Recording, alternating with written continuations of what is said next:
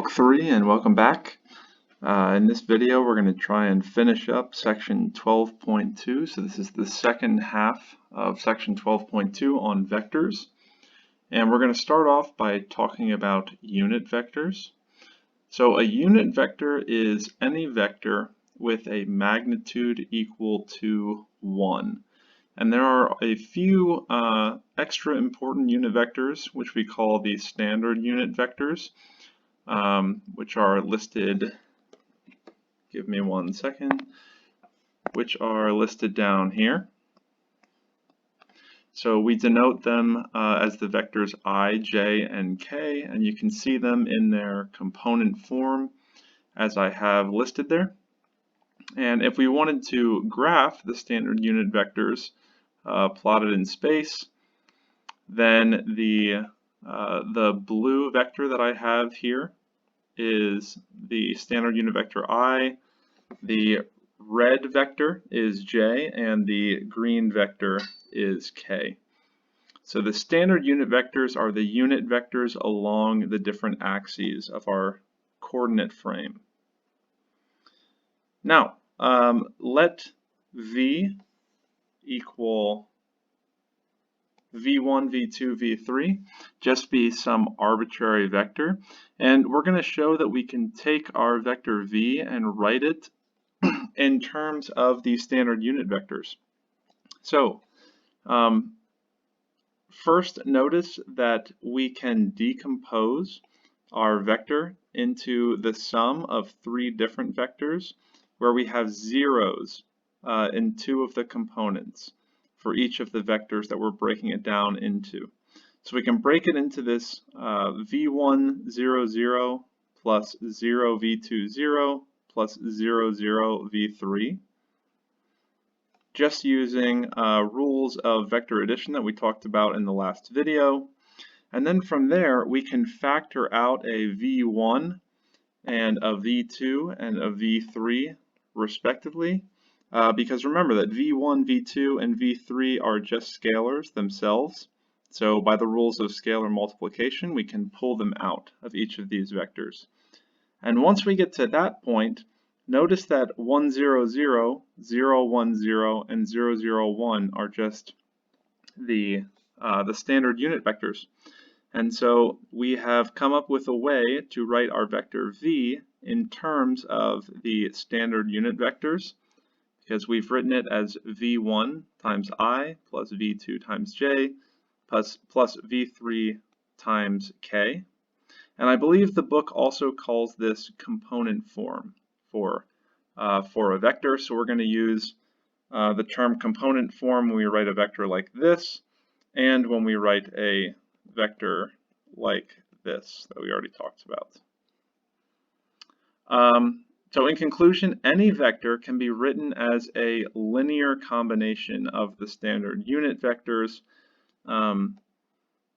If you don't know what a linear combination is, that's okay. Or if you haven't taken linear algebra yet, that's also okay. But in the language of linear algebra, this means that the standard unit vectors, I, j, and k, form a basis for three-dimensional space viewed as a vector space over R. So if you have taken linear algebra, maybe that kind of condenses this information for you. Let's move down a little bit. So let's say that we have a vector v, and we've written it in component form as a linear combination of the standard unit vectors, I, j, and k. Then we call the v1 that appears here the I component of the vector v. We call v2 the j component. And we call v3 the k component of the vector v. Now let's do some mathematical exploration here. So assume that we have some vector v, which is written in component form as v1, v2, v3, or we can write it this way as well. Either way doesn't matter. Then let's see what happens if we take our vector v and we multiply it by the scalar 1 over the length of our vector v. Well, in particular, let's see what happens to the magnitude. So what is the magnitude of 1 divided by the magnitude of v, all times the vector v? Well, first we can write that in component form. So the laws of scalar multiplication allow us to multiply each of the component terms of v by 1 over the magnitude of v.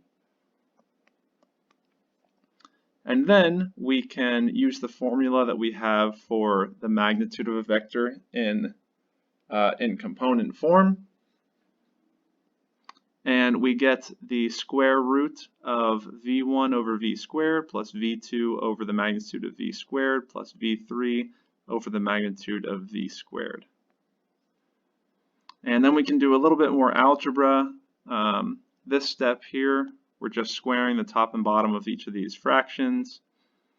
And then in this step here, we are factoring out 1 over the magnitude of v squared.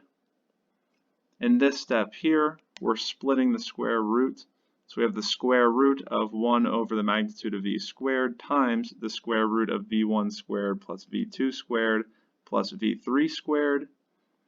And now, taking the square root on the left here is going to give us a 1 over the magnitude of v, where it is important here that the magnitude of v is always going to be greater than or equal to 0.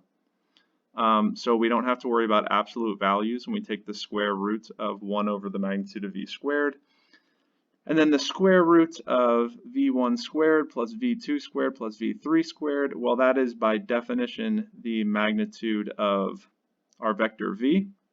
So we end up with 1 over the magnitude of v times the magnitude of v, and of course that's going to give us a 1. Which means that the magnitude of 1 over the magnitude of v times our vector v is equal to 1. So 1 over the magnitude of v times our vector v is always going to be a unit vector as long as v is non-zero. And this leads to our definition here.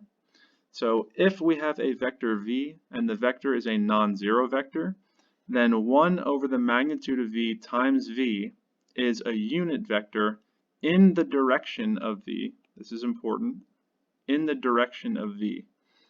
And it's going to be called the direction of v. So that's the definition of the direction of v. So let's move to our first example. Let's say we want to find a unit vector in the direction of the vector from one point to another point, where the first point is 1, 0, 1, the second point is 3, 2, 0. Then the first thing we want to do is just find the vector from P1 to P2 in component form. And to do that, we're going to take the x-coordinate of P2 minus the x-coordinate of P1. That's going to be our first component, or our ith component.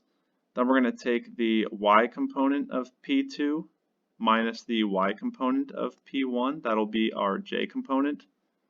And then we're going to take the z component for P2 minus the z component for P1. And that'll be our k component for our vector P1, P2. And again, adding these things together, we get that P1, P2 is equal to 2 to negative 1 in component form. And now we want to calculate the magnitude of our vector P1, P2.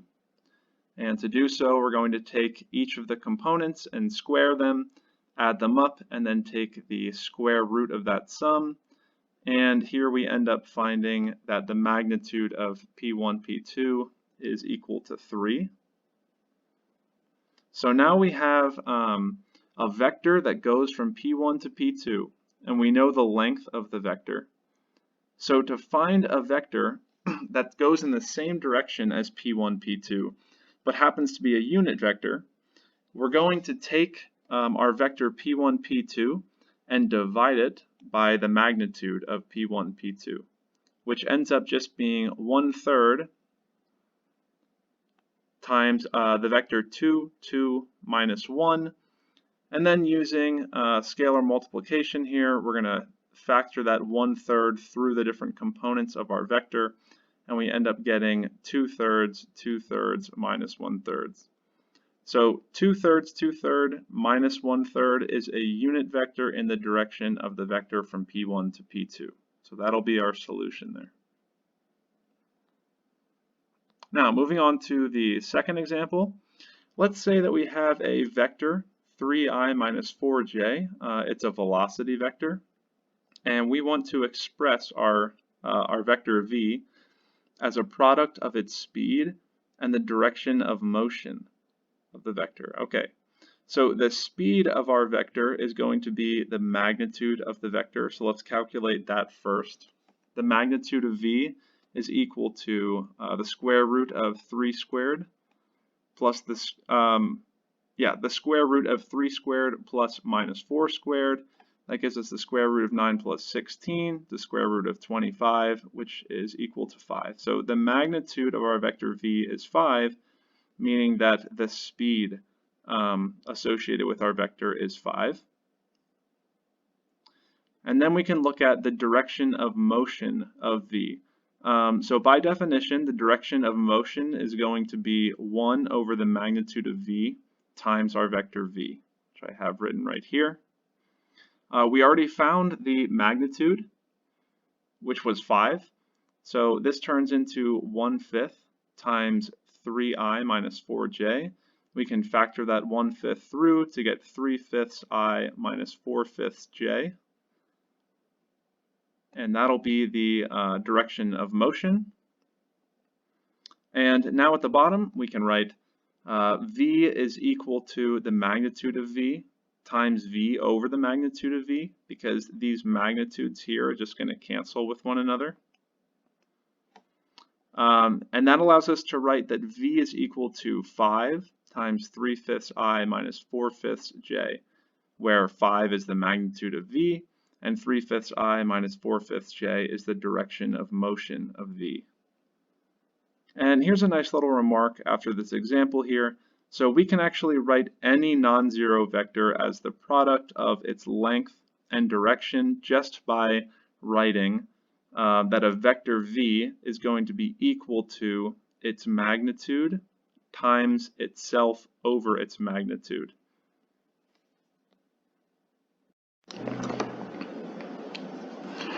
All right, so let's move down to the section on midpoints here.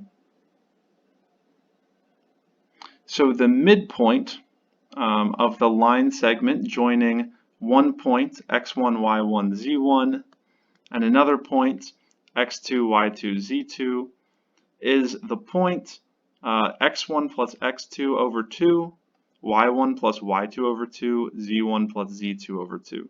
So you can think about this as averaging each of the components from point 1 and point 2. And the resulting point will be the midpoint of the line segment combining those 2 points. And below I have a proof here for why this is the case. I wanted to include it because I think that it's actually kind of illuminating. It's a really nice proof. You can find it in the book too if you'd like to follow along there or read the book's version at a different time. My version is pretty similar, so I'll just kind of talk through it.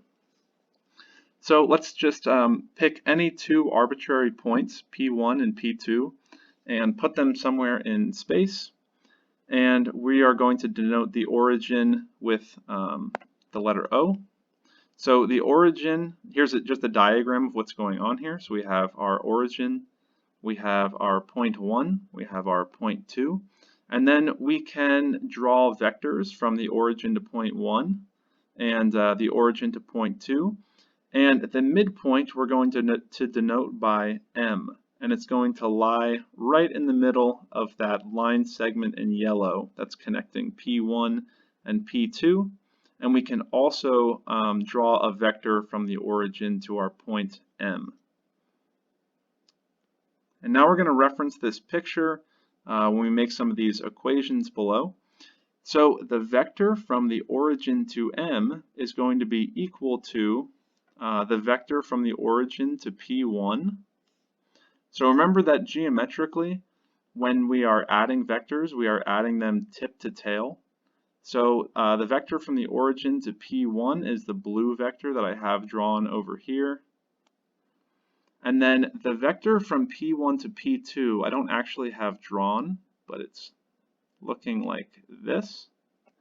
And 1/2 times P1, P2, the vector, is going to put me right at my midpoint there.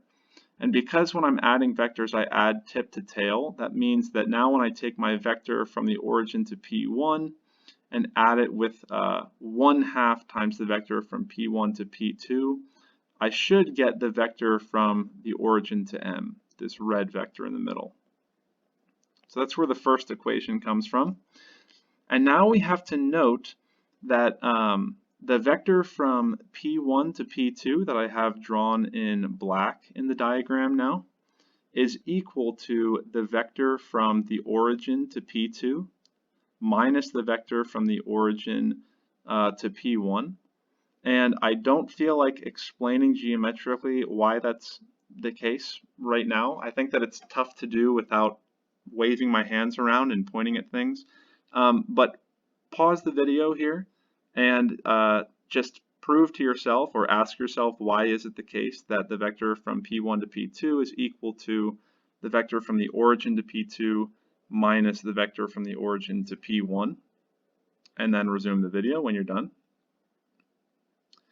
And because this note is the case, we can rewrite our equation, move down to this equation here, where we're just substituting the vector from the origin to P2 minus the vector from the origin to P1 in for our vector from P1 to P2.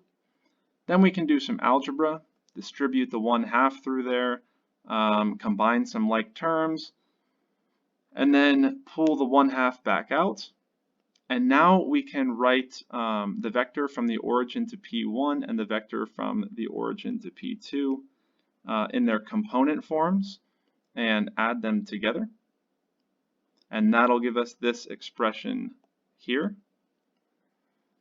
And from there we can, again, just using scalar multiplication, multiply each of the components by 1/2. And that'll give us that our vector from the origin to M is equal to this vector where the components are x1 plus x2 over 2, y1 plus y2 over 2, and z1 plus z2 over 2. And this implies that our point M, so here we're moving from the vector going from the origin to M to just the point M. But the components of the vector from the origin to M are going to be the same as the components of the point M because the vector from the origin to M has an initial point at the origin. So this implies that our point M can be written as x1 plus x2 over 2, y1 plus y2 over 2, z1 plus z2 over 2.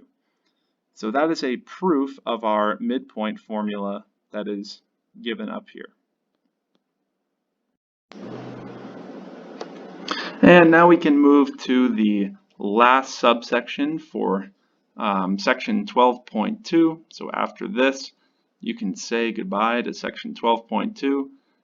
It's just a small application. So let's say that we have a jet that flies directly east at 500 miles per hour, and the jet encounters a 70 mile per hour tailwind blowing in the direction 60 degrees north of east. The question is, what is the new ground speed and the direction of the jet, taking this tailwind into account? Okay, so let's let the vector u represent the velocity of the airplane or the jet, and we'll let the vector v represent the velocity of the tailwind. And the first thing we're going to do is just draw a picture so we know what's going on with all of these different vectors. So our vector u, or I guess I should start by saying that the x-axis is now going to represent going due east. The y-axis is going to represent going due north. So the jet is going directly east. So we can draw our vector u there with a length of 500 right on the e-axis. And then we can draw our vector v with a 60-degree angle from the e-axis and a length 70. So the new ground speed for our jet is going to be given by the magnitude of the sum of u plus v. So to find this magnitude here, first we need to put u and v in component form so that we can add them. So u is already, or u is easy to put into component form because the y component is just going to be 0, or I should say the n component or the north component is going to be 0, and the e component will be 500. So this one we can write down right away. And to put v in component form, we're just going to use a little bit of trigonometry.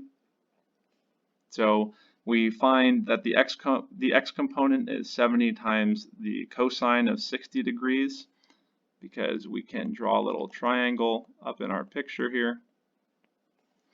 And the y component is going to be 70 times the sine of 60 degrees.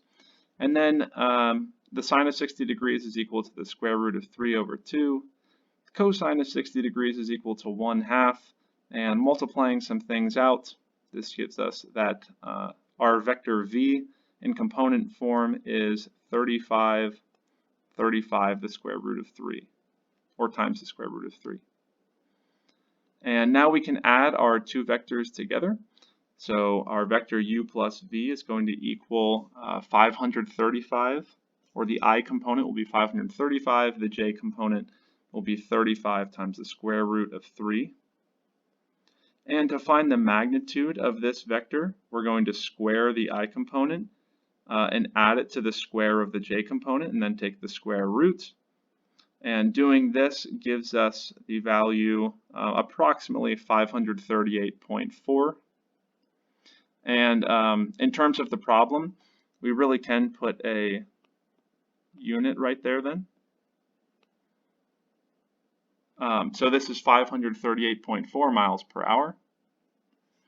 And for the new direction of the plane, we're going to find the angle between the vector u plus v and the x-axis.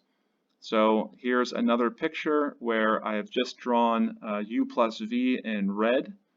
We already know what u plus v is in component form, so the length of the x component is 535, the length of the y component is 35 times the square root of 3, as is drawn on the graph here. And again, using a little bit of trigonometry, we have that the tangent of the angle theta that I have drawn in the graph is equal to 35 times the square root of 3 divided by 535, which means that theta is equal to the inverse tangent of 35 times the square root of 3 divided by 535. And just plugging this into a calculator or looking it up on the internet, or whichever method you want to use, you can find that this is about 6.5 degrees. So the new ground speed for the plane is right about 538.4 miles per hour, and the new direction for the plane is about 6.5 degrees north of due east. All right, so this concludes all of the material for section 12.2. I do have the homework up on Blackboard already, so I encourage you to start working on that as soon as possible. And I will see you in the next video sometime tomorrow, I guess, for section 12.3. See you then.